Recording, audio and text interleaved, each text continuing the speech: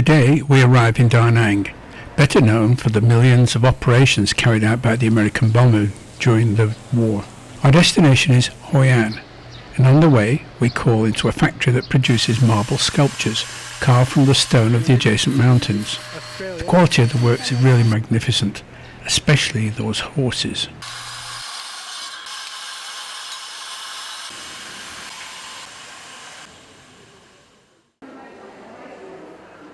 The next stop is the Marble Mountain itself, where we have a choice of climbing the steps or taking a lift. There's a wonderful view from the top and a couple of temples to visit.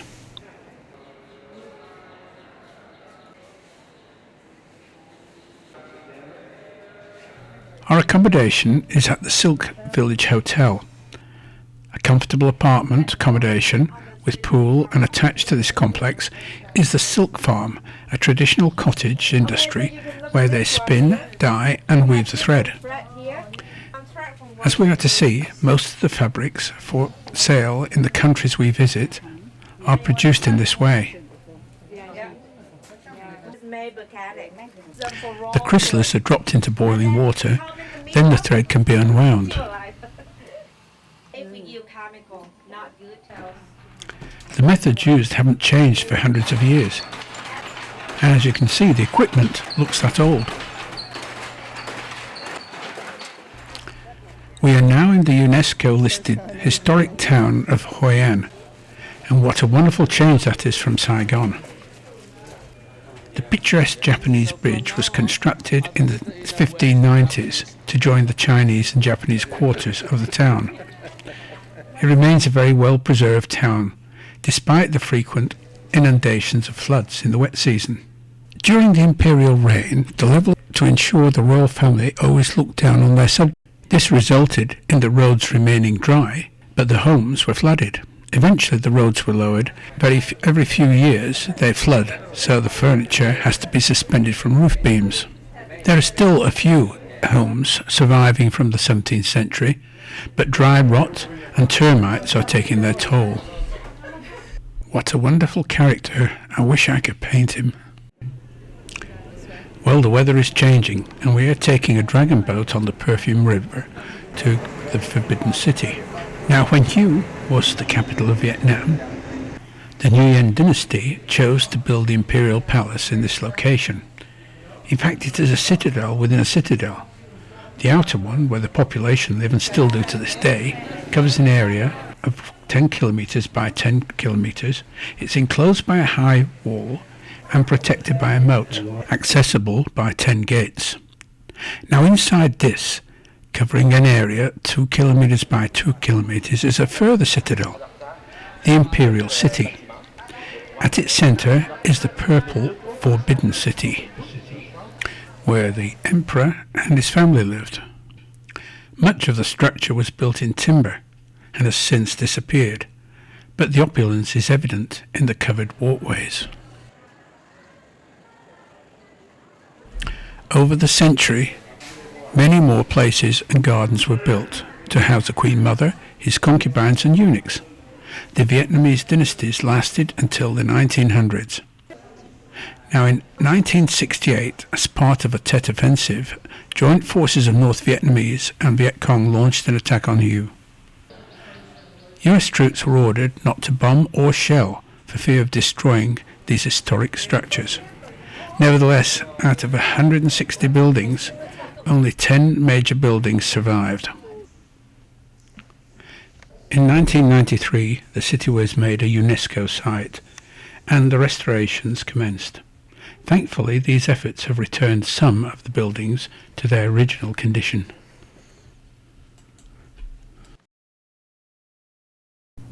After 1397, with the construction of schools throughout Vietnam under the Tran, Confucian temples began to spread throughout the country. Another renowned Vietnamese Confucian temple is the Temple of Literature in Huy An, located in Huy An City. Well-known Confucian temples were built in Hue, Tram Kai, Hoi An, and several others. The largest and oldest temple of Confucius is found in Confucius' hometown, present-day Khufu in the Shandong province. It was established in 479 BC, 1 year after Confucius' death. With the spread of Confucian learning throughout East Asia, Confucian temples were also built in Vietnam, Korea and Japan. The Confucian temple in Vietnam is called Ban Mu. The earliest recorded Ban Mu in Vietnam is a temple of literature in Hanoi, established in 1070. And this board lists 46 graduates.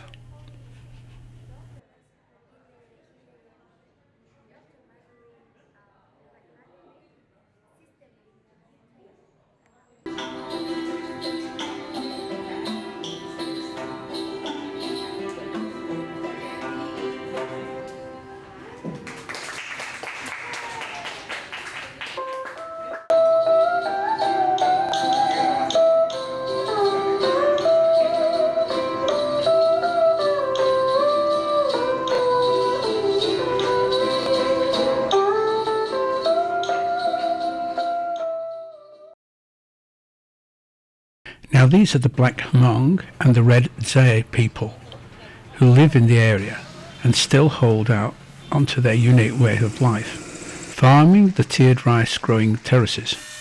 Now Sapa is located at 1600 meters above sea level and close to the Chinese border. After the previous few days, the cool weather comes as a bit of a shock. We can only hope that the mist blows away. Sapa is a frontier town, first inhabited around the 15th century by people they know nothing about. Gradually, people from Nepal and China moved into the area, and with their experience of farming mountainous land, they established terraces for growing rice. Now there's no shortage of water in the area, and the small streams are turned to good use, operating rice grinding mortars by pounding the grain. The girls have a very basic education and are expected to get married at the age of 15 or 16. In this rudimentary home live 10 people of 3 generations. It consists of the main room with 2 mezzanine areas for sleeping and a separate kitchen. Due to the relatively recent increase in tourists, a good bit of time is spent making fabrics, clothes, sculptures to supplement their income. These fabrics are providing privacy to the bedroom area. We were told the boys and girls are introduced and likely matches given the opportunity to spend a night up there. If they're not happy in the morning, another suitor is sought. She told me that these are the bills of some exotic bird. As you can see, the difference between the haves and the have-nots could not be more pronounced. And yet they seem to be happy with their lot in life. But I fear tourism could destroy that in a few years. Well, this is their meat source and the kitchen. The air and also the light into the house. And with the Hmong people, they don't like to have windows because they're afraid of the wind comes through the window. It's not really good for the people in the house. This lady is working on a beeswax screen. She will iron onto the fabric before dyeing to produce a pattern. As you can see, it's delicate, time-consuming work. Look at the staircase going up. Now note the stairs. This is one of the wealthier homes in the district. They have a shop downstairs and living accommodation upstairs.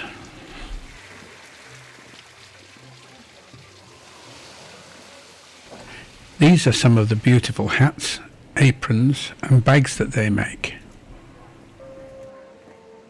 It's still a long way down to the river.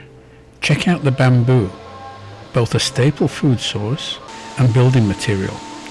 Now these water wheels are built out of it, but we don't know what they're used for. In the wet season, with a raging torrent, they would be turning like mad.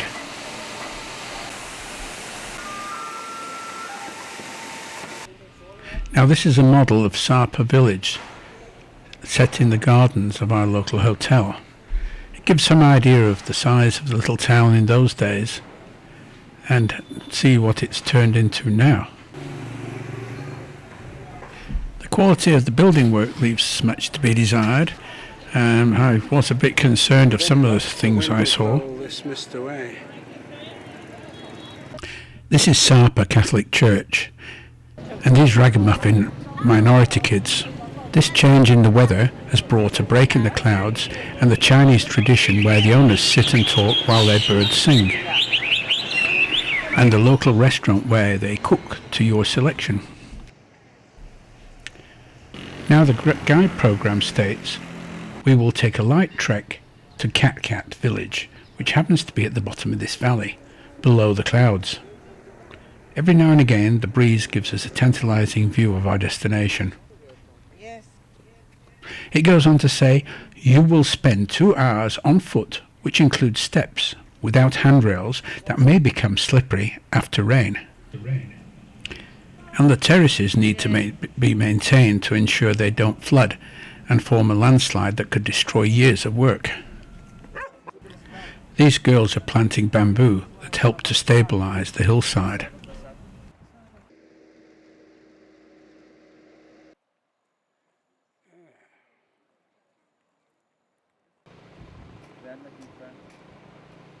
All the marketing strategy. The black Hmong people migrated from China in the 19th century. They wear the distinctive indigo-dyed linen coats accompanied by aprons, leggings and cylindrical hats. They are now one of the largest ethnic groups in Vietnam. They cultivate the land with rice and medicinal plants, and here in the lower valleys they can produce a variety of crops that can't be grown in the highlands.